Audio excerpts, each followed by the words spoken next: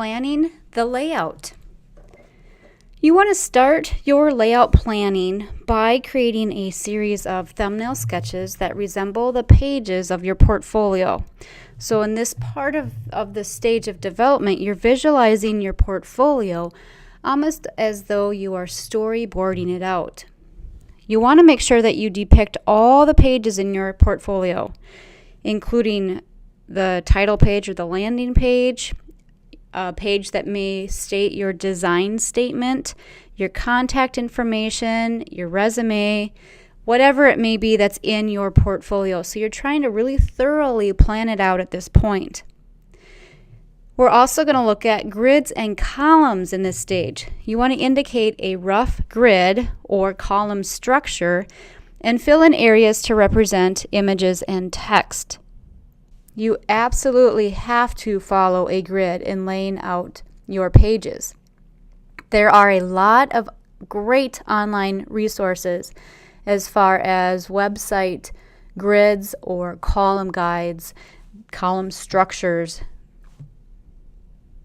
So it's going to be necessary that you come up with this grid, and it might be best to roughly place the content that's going to be on the pages in your portfolio. So take that content and develop your thumbnails, and what might happen is that a grid sort of just develops as you find out, how much content is on each page, how many images, how much text you're going to include. So a grid, basically, just to define it, is vertical and horizontal divisions that indicate columns and margins. So when you're developing your grid for your portfolio, why do we do this? Working with a grid, number one, encourages the consistency in size. Working with a grid encourages or creates consistency in position of page elements. It makes for a coherent design from page to page, very beginning, very end. And it really is a bridge in composition connecting the page elements. So with a grid, it gives a sense of planning and precision in design. When developing your grid, you should make sure that you provide options to achieve interesting and varied set of page designs. So everyone is not exactly a carbon copy of the next, but it flows with the same overall design coherent scheme. One person that I want to take a moment to talk about is Alexei Brodovitch. This is Alexei Brodovitch. Now, Alexei was most well known for Harper's Bazaar in the 1930s. But he was born in 1898 in Russia and actually died in 1971 in France. He was an art director, a photographer, and an instructor. Now, he had these set of rules regarding grids, and they were rules that never fail. So Alexei Brodovitch was this Russian-born photographer, designer, instructor, who, like I mentioned, was most famous for his art direction of the fashion magazine Harper's Bazaar from 1934 to 1958. Brodovitch shared the Bauhaus belief, and many of you know what that Bauhaus belief is, but he shared the belief that you need to educate the whole individual by directing his or her attention to a variety of modern solutions in their graphic projects. He, towards the end of his career, was an instructor, and he had a class that he called the Design Laboratory, and this is how his course description read for that class.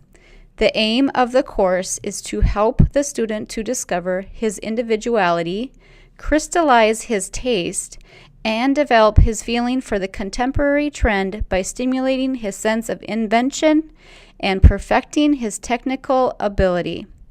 The course is conducted as an experimental laboratory, inspired by the ever-changing tempo of life, discovery of new techniques, new fields of operation, in close contact with current problems of leading magazines, department stores, advertising agencies, and manufacturers. Subjects include design, layout, type, poster, reportage, illustration, magazine makeup, package and product design, display, styling, and art directing. So that was taken from Wikipedia, actually. A lot of great information on Alexei Brodovich. But like I mentioned, in his designs, he dealt with grids. However, he came up with these rules that really never fail. Those rules are big against small, squares against complex shapes, bleeding image against images in gridded layouts, and gentle alternative sequencing. Again, those are those rules that never fail. So if you look at some of his work here, you can see how he applies that. And I want you to be inspired by some of these layouts. So of course, as we're using a grid in your portfolio, we're not doing magazine layouts, but the grid is just as important on the web. The spread, or what we could call web page, same sort of thing if we're dealing with our layout here, should have carefully organized typographic hierarchy. So you're going to have some sort of a main heading. You're going to have some sort of short descriptive passages that's kind of intermediate in size. And then hopefully you include some sort of text that, frames the communication problem and its solution. So what we're trying to show here, situational awareness. Situational awareness keeps the viewer oriented within the information system. Our portfolios are nonlinear. They can be viewed from back to front, front to back, or completely random starting in the middle somewhere. So we need to have this structure throughout the entire portfolio. I cannot stress enough how important this is. As you develop your grid system, it might be best to start with some thumbnail sketches.